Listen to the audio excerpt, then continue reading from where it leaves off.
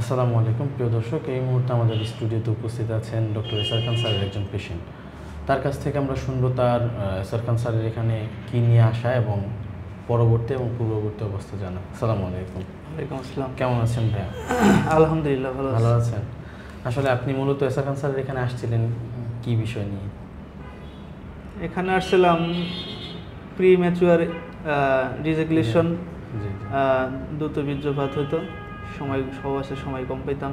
আচ্ছা আচ্ছা এই জন্য সালের ফলো আপে আসছিলাম চিকিৎসা। আচ্ছা আচ্ছা, মানে দ্রুত বীর্যপাতের প্রবলেম ছিল। আপনি বিবাহিত জীবন কত বছরের আপনার? 13 বছর। 13 বছর। আপনার বাচ্চা কাচ্চা কত? 2 জন। মাশাআল্লাহ। তো মানে আপনার এই প্রবলেমটা কি হুট করে দেখা দেয় নাকি অনেক মোটামুটি একটু পুরনো ছিল? না, মোটামুটি একটু পুরনোই ছিল আর কি। অনেক কেমন মানে সময় ছিল যে মিনিমাম এত এত বছর যে প্রিম্যাচুর ইজাকুলেশন হচ্ছিল আর কি?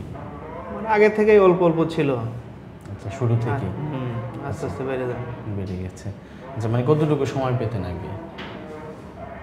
1-1.5 মিনিট। 1-1.5 মিনিট সর্বোচ্চ। এটাতে আপনার স্ত্রী সন্তুষ্ট ছিল না? যে না। আপনি সন্তুষ্ট ছিলেন? এখন এটা তো সন্তুষ্ট হওয়ার ওরকমভাবে কিছু নাই। আচ্ছা আচ্ছা। তো এখন মানে এটাকে আপনার স্ত্রী কিছু বলতেন উনি? না, উনি তেমন কিছু বলতো না, জাস্ট আমি নিজে থেকেই একটা উদ্যোগ নিয়েছি আর কি। আপনি এটা ফিল করলেন যে আসলে হয়তো বা তার সে স্যাটিসফাইড হচ্ছে না, নিজের লাইফকে ধরে রাখার জন্য কিছু করা দরকার। তো এখন চিকিৎসা নিলেন, আপনি নিয়ে মোটামুটি 4 বার আসছেন। তো আপনি এখন কেমন কি আপনি রেজাল্ট পাচ্ছেন? আলহামদুলিল্লাহ, মোটামুটি ভালো পাচ্ছি। কত সময় যাচ্ছে এখন? যদি এখন 20 মিনিট প্লাস 30 মিনিটও হয়ে যায়, 25 মিনিট হয়ে যায়। এখন যে সময়টা যে আপনার 1 থেকে 1.5 মিনিট থেকে শুরু করে এখন 20 প্লাস 30 মিনিট, তো সেক্ষেত্রে আপনি কি এখন আপনার মানে খুশি আপনি? আলহামদুলিল্লাহ। আপনার আহলিয়া মানে ওয়াইফ উনি স্যাটিসফাইড? হ্যাঁ। উনি কিছু বলছে এই বিষয়ে? না, উনি তেমন কোনো যে আগে তো এত সময় ছিল না, অনেকেই বলে যে আগে তো এত সময় ছিল না, বাট এখন টাইমটা বেড়েছে। না, এরকম তো বলেই যে আগের চেয়ে অনেক ভালো হয়েছে। আচ্ছা আচ্ছা, আগের চেয়ে বেশি হচ্ছে। যাক, আপনি এটা নিয়ে খুশি। তো যারা এখনো মনে করেন যে এই চিকিৎসা না নিয়ে ঘরে বসে আছে বা নিজেকে মনে করতেছে আমি শেষ, তাদের উদ্দেশ্যে আপনি কি বলবেন? না, আমার মনে হয় চিকিৎসা নেওয়া উচিত, কারণ জীবন তো অনেক সুন্দর রাখা প্রয়োজন। স্যারের কাছে আইসা স্যারের চিকিৎসা অনেক ভালো চিকিৎসা দেয় ইনশাল্লাহ।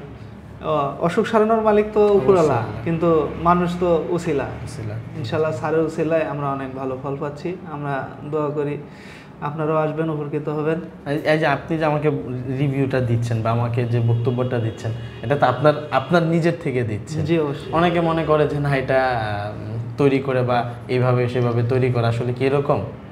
না, এখানে আমাকে কোনো জোর করে জোর জবরদস্তি করা হয় নাই।